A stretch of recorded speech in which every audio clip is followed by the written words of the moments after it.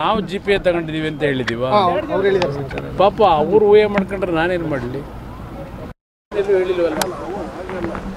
ಅದರಿಂದ ಅವರ ಪ್ರತಿಕ್ರಿಯೆಗಳಿಗೆ ನಾನು ಪ್ರತಿಕ್ರಿಯೆ ಕೊಡೋದು ಅವಶ್ಯಕತೆ ಇಲ್ಲ. ಅದೆಲ್ಲ ಹುಡುಗಾಟಿಗೆ ಸಿಲ್ಲಿ ವಿಷಯಗಳದು.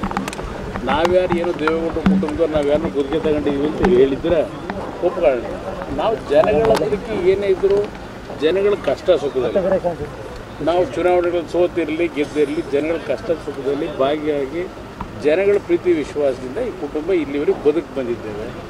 ಇಲ್ಲಿವರೆಗೆ ಬದುಕಿರೋದು ಜನಗಳ ಮಧ್ಯದಲ್ಲಿ, ಮುಂದೆ ಬದುಕೋದು ಜನಗಳ ಮಧ್ಯದಲ್ಲಿ. ಪಾಪ ಅವರೇನು ಹಸುವಿಗೆ ಯಾವುದೋ ಇದರಲ್ಲಿ ಹಸುವಿಂದ ಮಾತಾಡ್ತಕ್ಕಂಥ ನಾನು ಯಾಕೆ ಉತ್ತರ ಕೊಡ್ತೀನಿ? ನಾನು ರಿಮೋಟ್ ಮಾಡ್ತಾ ಇದ್ದೀನಿ, ನೀವು ರಿಮೋಟ್ ಅಂತ ಅದು ನನಗೆ ರಿಮೋಟ್ ಯಾಕೆ ಮಾಡ್ಕೊಂಡಿದ್ದಾರೆ ಬೇರೆಯವರು ಅಂದರೆ, ನಾನು ರಾಜ್ಯದ ಸಮಸ್ಯೆಗಳ ಬಗ್ಗೆ ಯಾವ ರೀತಿಯಲ್ಲಿ ಕಾರ್ಯಕ್ರಮಗಳನ್ನ ರೂಪಿಸಬೇಕು ಅಂತಕ್ಕಂಥದ್ದನ್ನು ರೆಡಿ ಮಾಡಿಟ್ಟಿರ್ತಕ್ಕಂಥದ್ದೇನಿದೆ ಅದನ್ನು ರಿಪೋರ್ಟ್ ಬೇರೆ ನಮ್ಮ ಸ್ನೇಹಿತರುಗಳು ಮಾಡ್ತಾರೆ. ಅದರಿಂದ ಪ್ರಧಾನಮಂತ್ರಿಗಳು ಹೇಳಿದ್ರೆ ತಪ್ಪೇನಿಲ್ಲ ಬಿಡಿ, ಹೇಳಿ.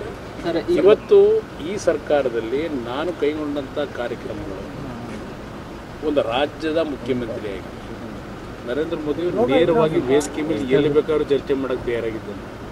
ರೈತರಿಗೆ ನಾನೇನು ಮಾಡಿದ್ದೇನೆ ಕರ್ನಾಟಕ ರಾಜ್ಯ ಸರ್ಕಾರದಲ್ಲಿ, ನರೇಂದ್ರ ಮೋದಿ 4.5 ವರ್ಷದಲ್ಲಿ ದೇಶದಲ್ಲಿ ಏನು ಮಾಡಿದ್ದಾರೆ ಚರ್ಚೆ ಮಾಡಬೇಕಾದ್ರೆ ಸಿದ್ಧ ಇದ್ದೇನೆ. ಬರೀ ಸಂತೆ ಭಾಷಣ ಮಾಡೋದಕ್ಕೆಲ್ಲ ನಾನು ಉತ್ತರ ಯಾಕೆ ಕೊಡಬೇಕು?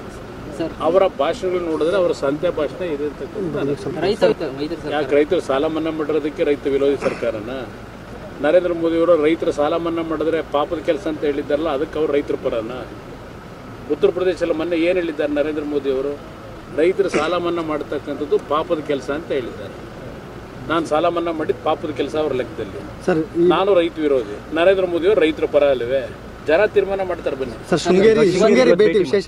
ಶೃಂಗೇರಿ ವಿಶೇಷ ಏನಿಲ್ಲ, ಹಲವಾರು ಬಾರಿ ಬಂದಿದ್ದೇವೆ. ಶೃಂಗೇರಿ ಶಾರದೆ ಮಾತೆ, ಶೃಂಗೇರಿ ಗುರುಗಳ ಆಶೀರ್ವಾದದಲ್ಲಿ ಈ ಸರ್ಕಾರ ನಡೀತಾ ಇದೆ. ನನಗೆ ಸ್ವಲ್ಪ ಸಮಯ ಇತ್ತು, ಬೆಳಗ್ಗೆ ಅವರ ಆಶೀರ್ವಾದ ಪಡೆದು ಹೋಗೋಣ ಅಂತ ಬಂದೆ. ಅದಕ್ಕೂ ಇದಕ್ಕೂ ಸಂಬಂಧ ಏನಿಲ್ಲ. ಆದರೆ ನಮ್ಮ ಕುಟುಂಬ ಮೊದಲಿಂದಲೂ ಗುರುಗಳ ಆಶೀರ್ವಾದವನ್ನು ಪಡೆದು ಶೃಂಗೇರಿ ತಾಯಿಯ ಒಂದು ಅನುಗ್ರಹದಿಂದ ನಾಡಿನಲ್ಲಿ ಈಗ ಮುಂಗಾರು ಪ್ರಾರಂಭ ಆಗ್ತಿದೆ. ಬೇಸಿಗೆ ಒಳ್ಳೆ ಮಳೆ ಬೆಳೆ ಈ ವರ್ಷ ಚೆನ್ನಾಗಿ ಆಗಲಿ, ರೈತರು ಸಮೃದ್ಧಿಯಿಂದ ಇರಲಿ ಅಂತಕ್ಕಂಥ ಕೇಳಲಿಕ್ಕೆ ಬಂತು. ಈ ವಿಡಿಯೋ ನಿಮಗೆ ಇಷ್ಟವಾದಲ್ಲಿ ಲೈಕ್ ಮಾಡಿ, ಶೇರ್ ಮಾಡಿ, ಸಬ್ಸ್ಕ್ರೈಬ್ ಮಾಡಿ.